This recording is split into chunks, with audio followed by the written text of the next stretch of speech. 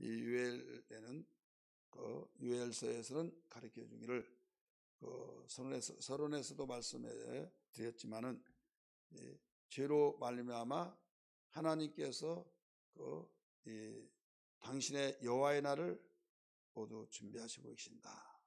이것을 임박하게 닥쳐오고 있다. 이걸 가르쳐 줬어요. 그러면서 메뚜기 재앙을 이야기하고 메뚜기 재앙과 같이 또 그 무시무시한 이방의 민족이 쳐들어와서 결국 나라가 멸망하게 될 것이다. 이 내용을 주 핵심으로 가르쳐 주고 있는 것을 유엘서에서 발견할 수 있습니다. 이 내용을 한마디로 말해서 뭔가 하면 여호와의 날이다 라고 가르쳐 줬어요. 우리는 성경에 보면 여호와의 날이라고 하는 말이 나오는데 여호와의 날이 뭐냐? 여호와의 날, 우리가 하나님이 일하면 다 여호와의 날이죠. 그러나 여기에서 여호와의 날은 다른 측면에서 가르쳐 주고 있습니다. 우리가 하나님이 이적과 해서 표적을 나타내는 주님의 날, 주의 날, 주님이 일하셔서 우리의 축복하신 날, 이렇게 해서 하나님이 일하면 다 여호와의 날이다 라고 이렇게 생각할 수 있으나 여기에서 여호와의 날은 그 여호와의 날이 아닙니다. 그래서 여호와의 날을 알자 이런 말씀을 가르쳤어요. 그 제목을 잡았습니다. 이 여호와의 날은 한마디로 말해서 이 여호와의 날은 심히 크고 두려운 날이다. 이렇게 한마디로 일러주시고 있습니다. 우리 먼저 11절 보실까요? 11절 여호와께서 그의 군대 앞에서 소리를 지르시고 그의 진영은 심히 크고 그의 명령을 행하는 자는 강하니 여호와의 날이 크고 심히 두렵도다. 당할 자가 누구이랴? 여호와의 날에 당할 자가 누구이랴? 심히 크고 두려운 날이다. 그래서 좋은 날은 아니죠. 좋은 날은 아니고 정말 그 날을 여러 가지로 표현하고 있는데 특별히 1장에서 메뚜기 재앙이 나오죠. 메뚜기 재앙이 군대가 쳐들어왔을 때 그이랑 똑같다. 그 많은 메뚜기들이 길이 있고 그 담을 넘어서 창문까지 들어가고 더 나가서 부딪히지 않고 그 이빨로 곡식의 식물을 씹어 먹을 때 소리가 누에꽃이 여러분 아시죠? 잠업동업을 하는 뽕나무 잎으로 누에를 치는데 한 달 동안에 모두 다 끝납니다. 그래서 고수입이 나오는 농경사에 일이 있었어요. 그런데 여기에 누에가 조그만한 보이지도 않는 모습이 나중에 점점점 누에 뽕나무 잎을 먹고 자라면서 이제는 고추를 만들 마지막 사주체는 뽕나무 잎을 이제는 막 가지채 끊어서 갖다 주면 뱀이 재나면서 슉슉슉슉슉 하면서 먹는 소리가 얼마나 요란하고 큰지 몰라요. 그래서 소리가 장난이 아니다 할 정도로 메뚜기들이 한번 앉으면은 거기에서 잎사귀를 다 갉아먹고 그 다음에 파충이가 와서 이제 남은 거 갈라먹고 그 다음에 또 여기서 가르쳐 준 것처럼 여러 가지 느치가 갈라먹고 황충이 먹고 막 해서 뿌리채 다 먹어버려서 그 밭을 다 말갛게 해버린다 하는 것을 우리는 1장 4절에서 발견할 수 있습니다. 그와 같이 이것을 군대가 쳐들어올 때 그걸 묘사해서 그것을 설명을 하고 있는 것이 오늘 4절부터 10절까지 있는 말씀입니다. 그래서 이 내 날을 어떤 날이라고 하느냐? 여호와의 날이라 하면서 명령하신 분이 하나님이시고 모든 것을 진두지휘하신 분이 하나님이신데 이것을 누가 아니요 할 사람이 없다. 이 날은 되어지면 다 심히 두렵고 당할 수밖에 없다. 거기에서 피해 나갈 자가 하나도 없다. 이런 말씀이에요. 저는 이 여호와의 날에 대해서 신구약 성경을 전체 비춰보면서 이 여호와의 날을 어떻게 설명하고 있는가. 우리 유엘서 먼저 보면요. 유엘 1장 15절 먼저 봅니다. 시작. 슬프다 그날이여 여호와의 날이 가까웠나니 곧 멸망같이 전능자에게로부터 이르리로다. 이 나오죠. 멸망의 날. 근데 멸망을 이상을 누가 시킵니까? 한 나라도 아니고 온 세상을 한 민족을 또 멸망시키는데 싸워야 결과를 알지 어떻게 이미 멸망시키겠다 할 수 있겠느냐 이거죠. 근데 하나님은 하실 수 있다. 소돔과 고모라를 예언하시더니 먼저 아브라함에게 가르쳐 주더니 그대로 이루어졌잖아요.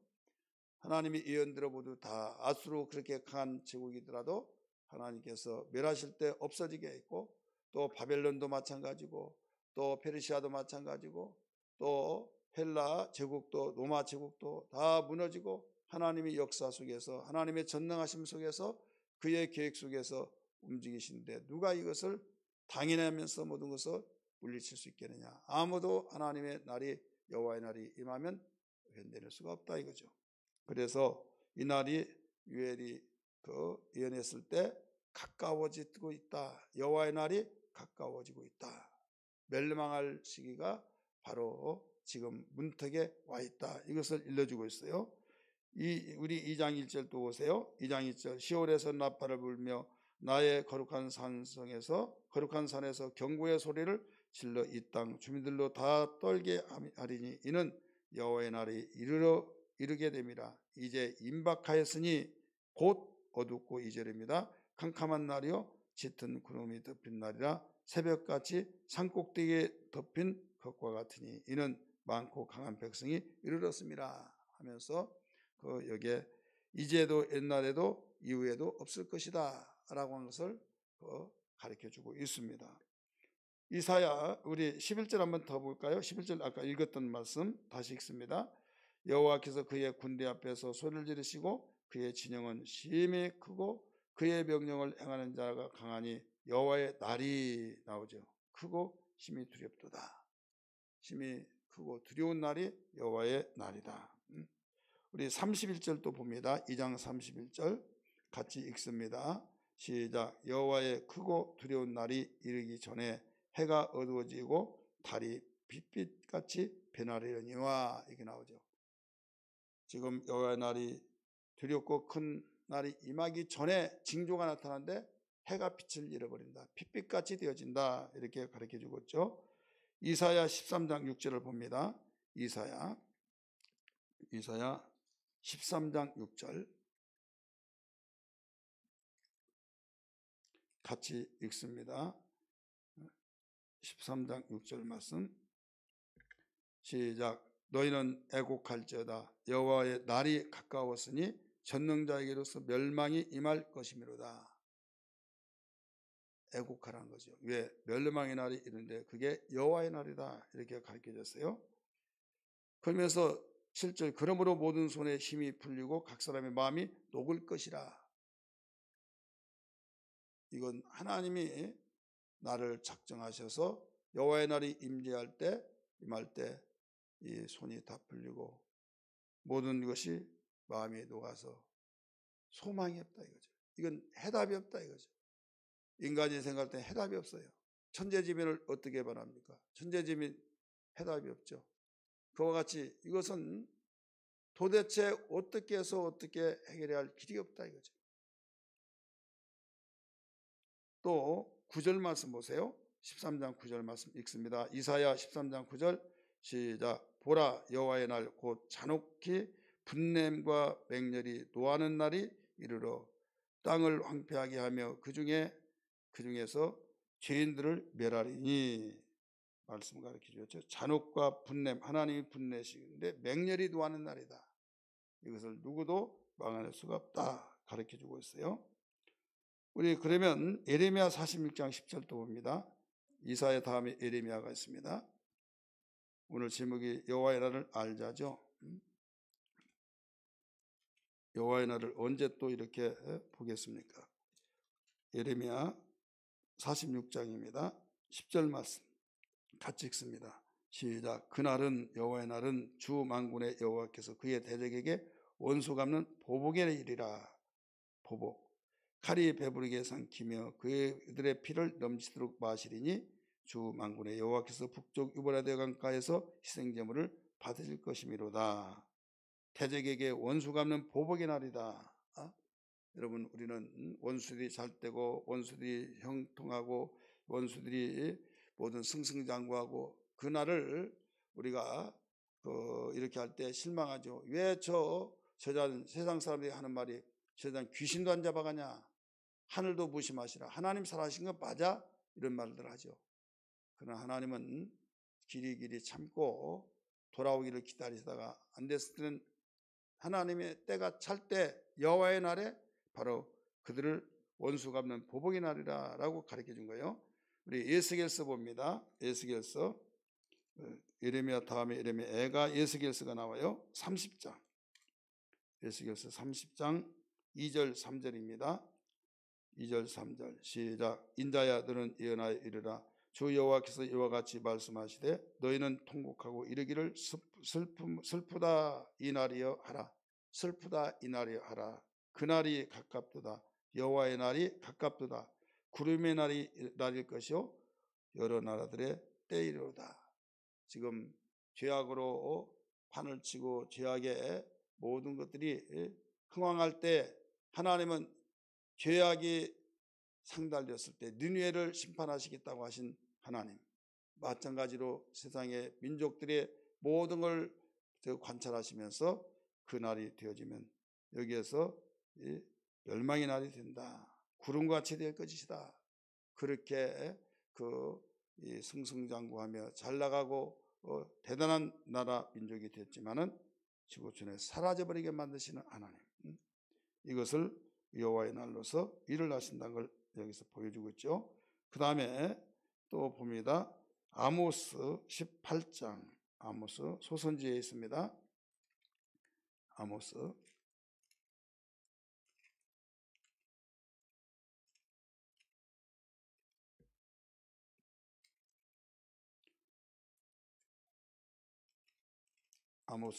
우리 유엘 다음에 아모스가 있어요. 5장이에요. 5장 18절 같이 읽습니다. 시작. 화 있을진저 여호와의 날을 사모하는 자여 너희가 어찌하여 여호와의 날을 사모하느냐. 그날은 어둠이요 빛이 아니라. 자, 여호와의 날이 축복의 날도 있지만은 여기에서는 여호와의 날이 사모할 날이 아니다. 그런데 사모하고 있다 이거죠. 누가 여러분 화를 사모할 수 있겠습니까? 누가 재앙의 심판의 날, 멸망의 날을 사모할 자가 있겠습니까? 그러나 죄를 사모하고 죄가 재미있고 죄악이 재밌으니까 하나님이 말씀하시기를 화 있을진저 너희가 사모할 날이 아닌데 왜 사모하고 있느냐 이거예요. 나는 사모하고 있지 않는 것 같은데 죄를 사모하고 죄 짓는 것이 재미있으면 이것이 바로 여호와의 날로 사모하고 있다는 것을 가르쳐 주셨기에 화 있을진저 여호와의 날을 사모하는 자여, 하나님의 눈이 볼 때는 사모하고 있다 이거죠. 사모해서는 안 되는 날이다. 이 날이 어떤 날인 줄 아느냐. 그날은 어둠이요 빛이 아니니라. 이렇게 일러주고 있죠. 그다음 스바냐 봅니다. 스바냐 소선지예요. 제가 가지고 있는 성경 1035페이지 1035페이지입니다. 스바냐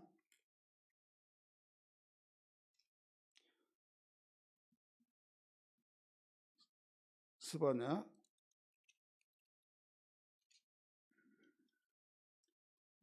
1장 14절 15절까지 읽습니다.